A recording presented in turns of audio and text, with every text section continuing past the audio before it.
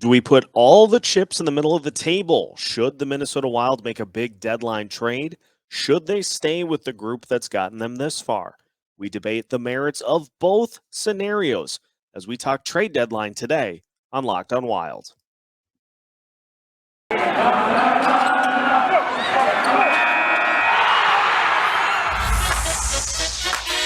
You're Locked on Wild, your daily podcast on the Minnesota Wild, part of the Locked On Podcast Network, your team every day.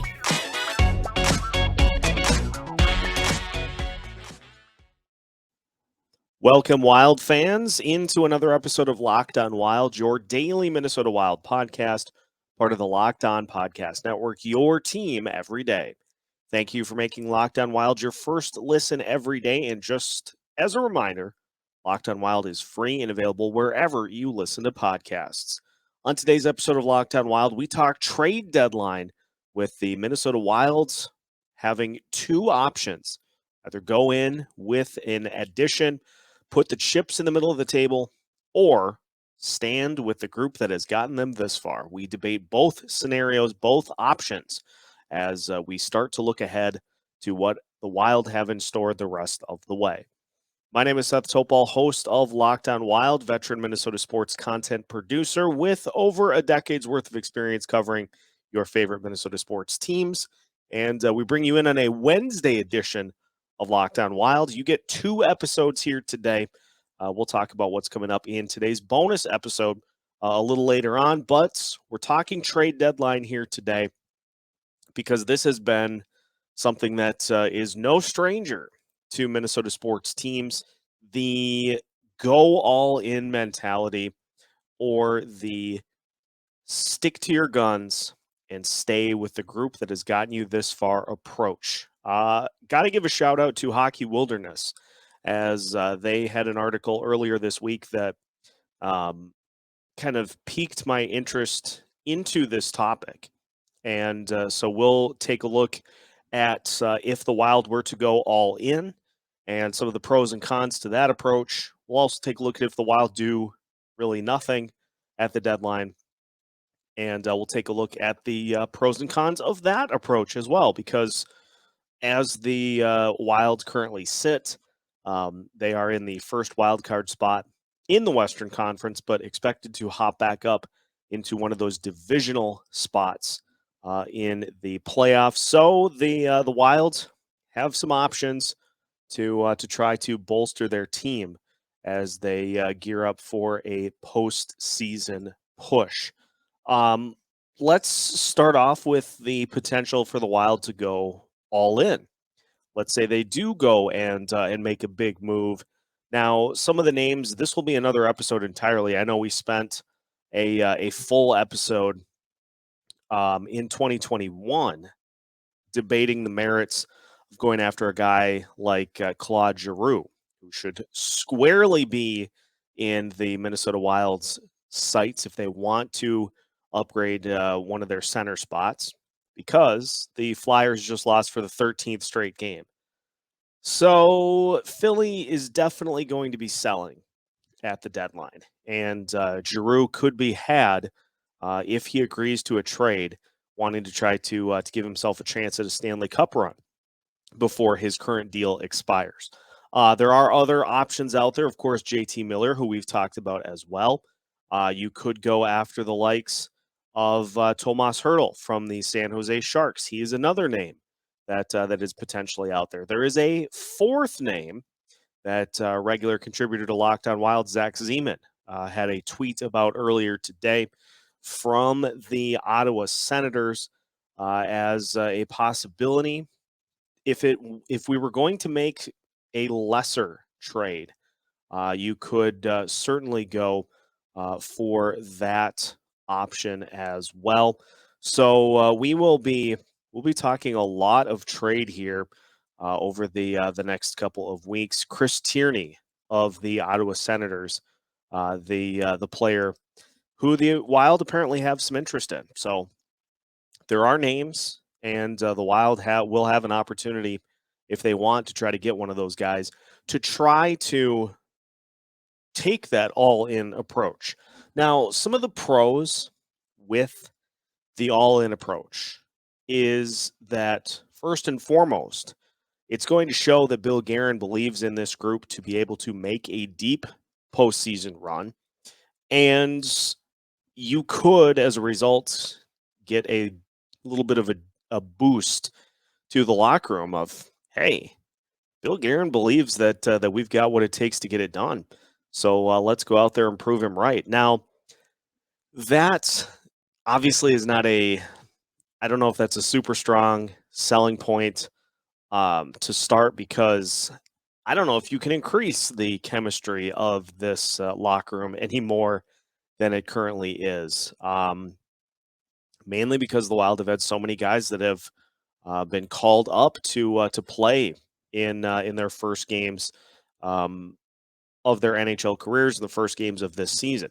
Now, flip side to that is, this might be a case too, is that the Wild are so used to new faces coming into the locker room that a big trade wouldn't necessarily rock the boat, as we'll get to when we talk about the cons of this approach.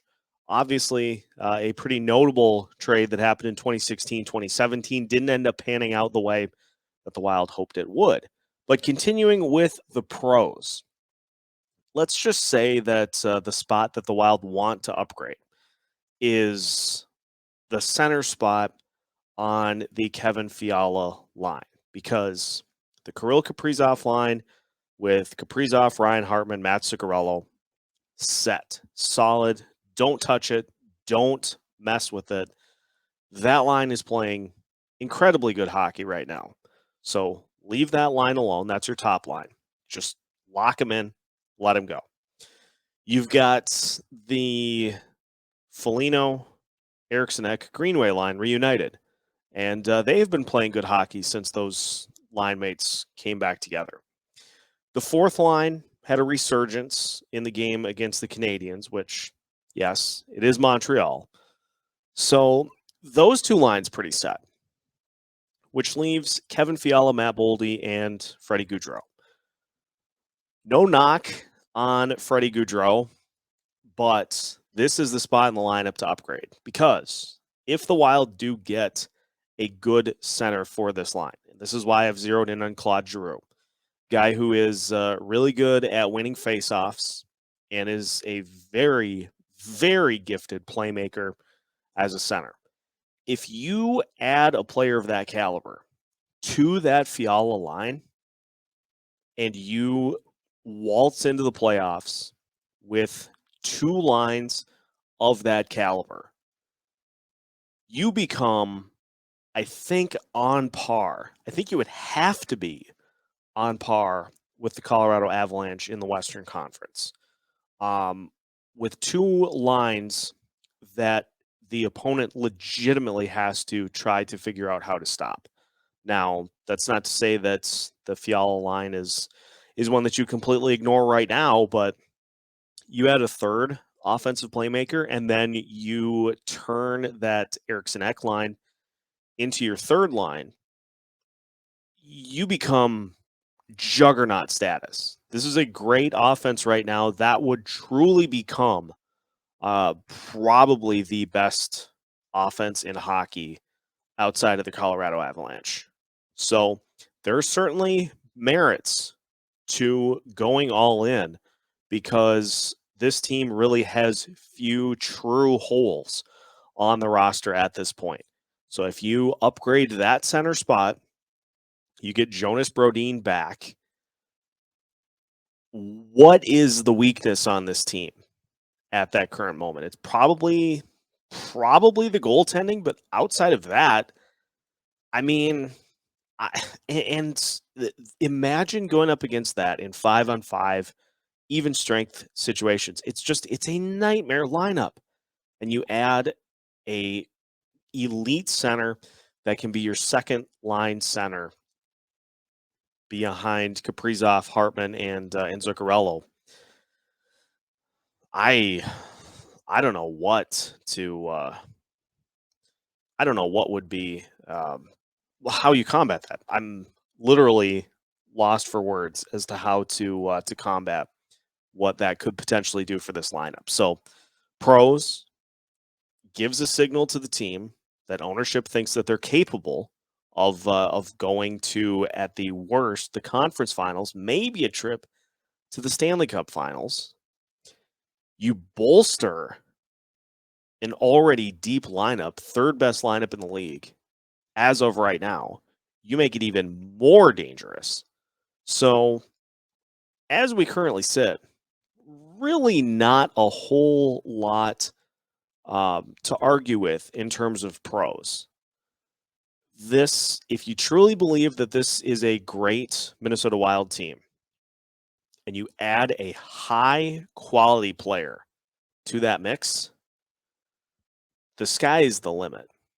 This is a team that I think can go toe to toe with anybody on any given night. So the pros certainly leading at the moment, but there are of course some cons that come with a decision of that magnitude.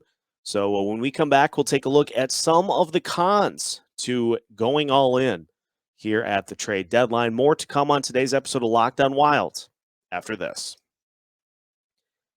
2022 in full swing. And if your New Year's resolutions include trying to eat a little healthier, trying to get yourself back in shape, may I present Built Bar, which is here to help you do it. Built Bar is the protein bar that tastes like a candy bar, and I'm just going to go right ahead and say it, tastes even better than any candy bar on the market. Built Bars are covered in 100% real chocolate, and most Built Bars contain 130 calories, 4 grams of sugar, 4 net carbs, 17 grams of protein. Take a look at any candy bar out there. They typically have around 240 calories, 30 grams of sugar, and dozens of net carbs. So that's a net win right there, is just switching from your favorite candy bar to a Built Bar. And if you have those secret stashes of goodies through the house, in your car, at work, wherever, round it all up, give it to a friend of yours, or put it in the Halloween basket, and fill those stashes with Built Bars. I guarantee you will not be disappointed. And if you head to built.com and use the promo code LOCKED15, you will get 15% off your order. So again, use the promo code LOCKED15 for 15% off at built.com. Continuing today's episode of Locked On Wild, your daily Minnesota Wild podcast. Thank you once again for listening to each and every episode of Locked On Wild and making it your first listen every day. So we talked about the pros of going all in as a Minnesota Wild roster, and there were a couple of really big ones. On the con side, looking at where this Wild team is at right now, looking at what they are going to be up against next season, and looking at how close to ready some of the prospects in the system already are, that is, I think, the biggest con to going all in at this point, is that you run the risk of missing out on a player or two that can really help you out starting next season. Now, obviously, if you're making a list of players that are in the untouchable category, you're going to put Marco Rossi on that list, I would imagine. I'm going to put Jesper Wallstedt on that list because, you just got what can be your ace goalie of the future.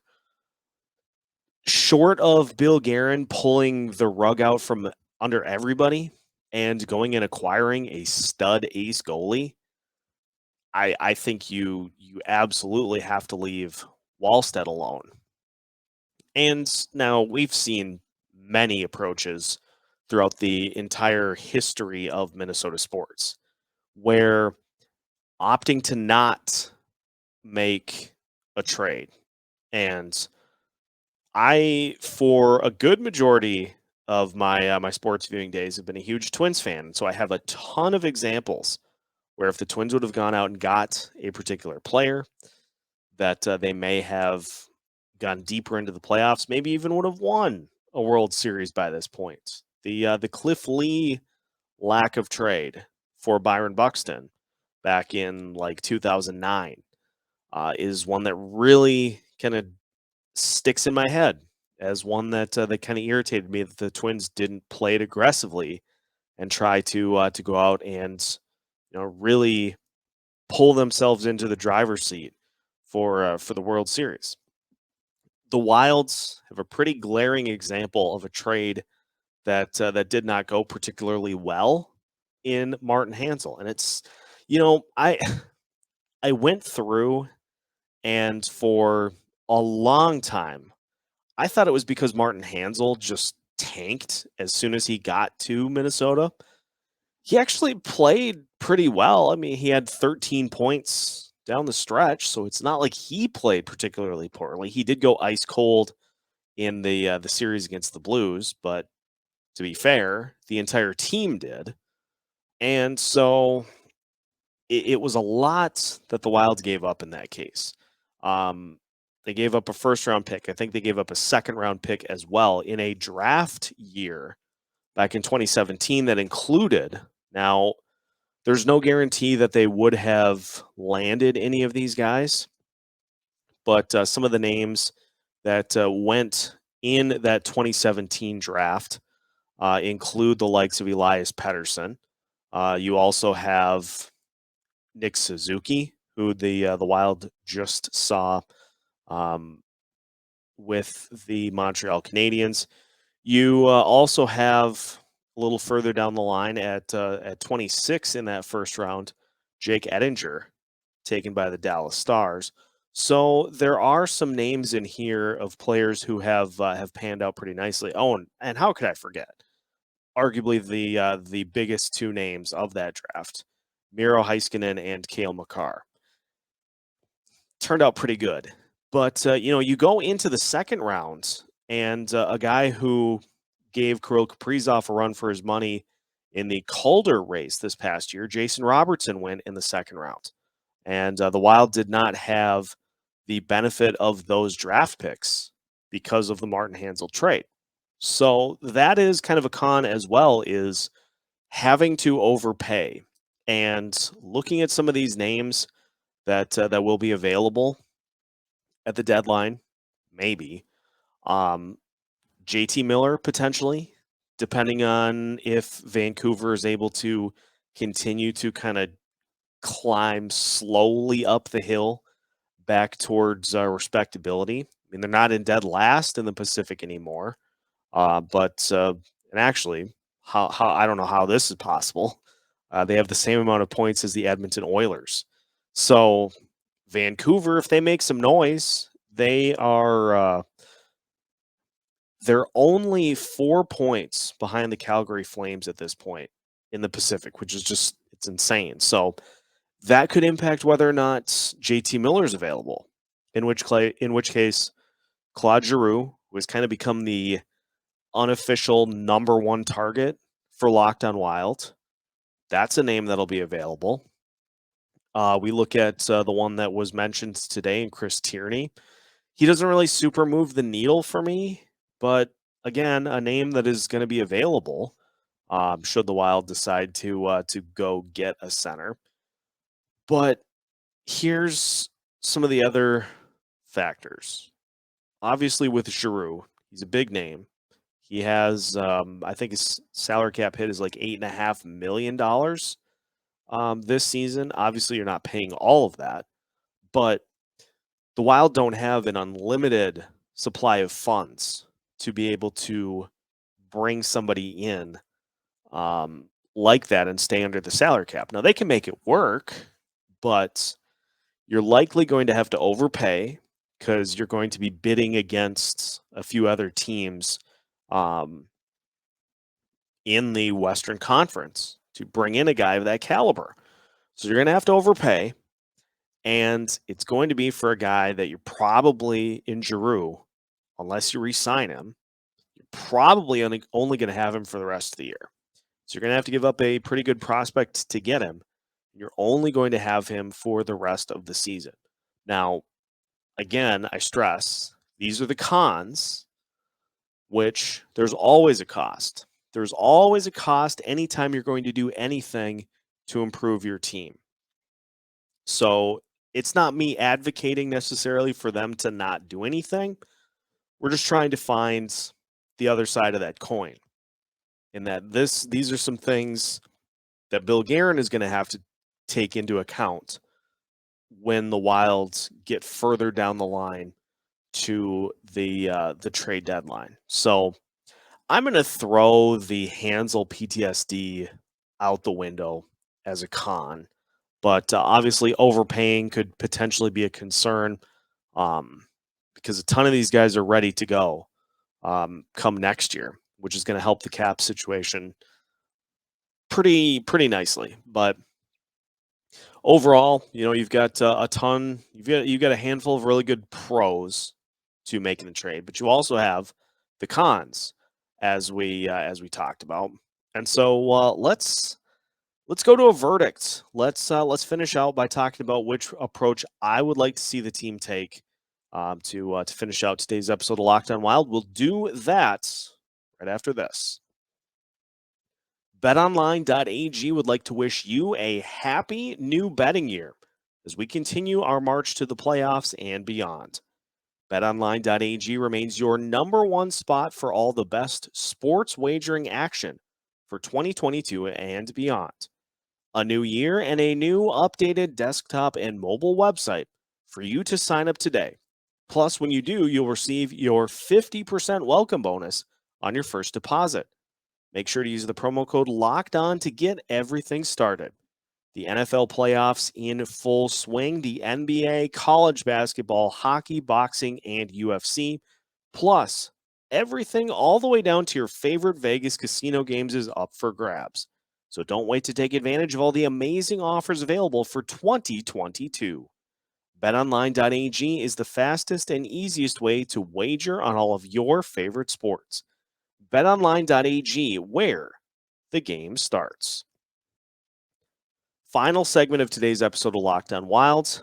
As I mentioned, we got a bonus episode coming later today because the debate, which has raged on through the offseason into this season, it's time to try to pick a side and see what the options are. Do we trade Kevin Fiala? Do we trade Matt Dumba? Do we hang on to both? That has been a topic that's kind of starting to get some steam as well. So we'll stay on the trade topic, and that'll be your bonus episode coming up later here today. Just moving now, we've heard the opening arguments from both sides of the coin to make a move or to just stand pat. I mean, as we talk about it, this Wild team is a very good one and has been built on some great chemistry, and they have been able to withstand a mighty amount of injuries with some great prospects down in Iowa that have been able to come up and play some big minutes. So some of the players returning from injury can be looked at as pre-trade acquisitions. For instance, Matt Boldy coming back into the lineup, and he has played like he's played like he's a 5-year vet since he came into the lineup. And so that's a guy that you didn't have at the start of the season, worked his way back in. Could, in a roundabout way, look at that as a trade, plus getting back the likes of Joel Eriksson-Ek. Granted, he only missed 3 games. Jared Spurgeon back. Going to get Jonas Brodin back here, hopefully this week. So you could look at those as acquisitions as well, back into the lineup. But this is a team, without any deadline deals at this point. Still the 3rd best statistical offense in the NHL. And so obviously they're doing something right as it currently sits. 13 empty net goals on the season. They're never out of a game. And so do you upset that if you're Bill Guerin? Do you try to add a different dynamic to a team that has already been so successful this season? 2nd in the Western Conference in points percentage, despite all of the postponements and all of the games in hand that the Wild have on the rest of the teams in the division. Do you do something that could potentially upset that chemistry? Well, I think we laid out some potential reasons that you would earlier on in the show, and so we'll finish today's first episode with me officially going on record, and with the way things have played out this year, with the fact that I think if you look at the standings, I think there are truly two teams in the Western Conference that are currently better than, on par or better than, the Minnesota Wild. The Vegas Golden Knights and the Colorado Avalanche. I think the Wild are every bit as good as the St. Louis Blues. I think the Wild are better than the Nashville Predators. And so if you look at the fact that you have two teams that are potentially standing between you and the Stanley Cup Final, you get two teams you got to get by.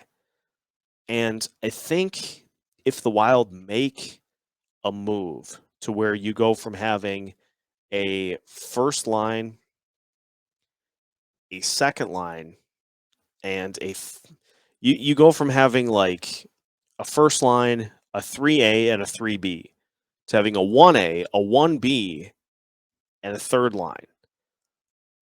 I think an acquisition to bolster the Fiala line would give this Wild team an offense that is every bit as good as Colorado. And so I'm on record as saying, do it. Get Claude Giroux, check in with the content boys at Locked On Sharks, see what it'll take to get Tomas Hertl. I'm on record as saying, let's go for it. Why not? Because you've got the two teams that you have to try to get past in the Western Conference. In the Eastern Conference, the Wild have gone toe-to-toe with Florida, toe-to-toe with the Lightning. They'll go toe-to-toe with the New York Rangers on Friday. They've gone toe-to-toe with the Penguins, toe-to-toe with the Bruins, toe-to-toe with the Capitals, and will get a chance in the month of February to go toe-to-toe with the Carolina Hurricanes.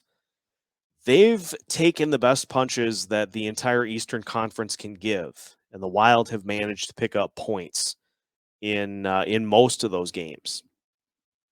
Let's go all in. Let's let Bill Guerin go get somebody big and take this offense to the level that's going to get every single team in the Western Conference to recreate the Bruce Arians gif, where he snaps his neck to the side in a look of pure horror, try to figure out what is going on further down the field. Well, what's going on further down the field is Bill Guerin putting his chips into the middle of the table.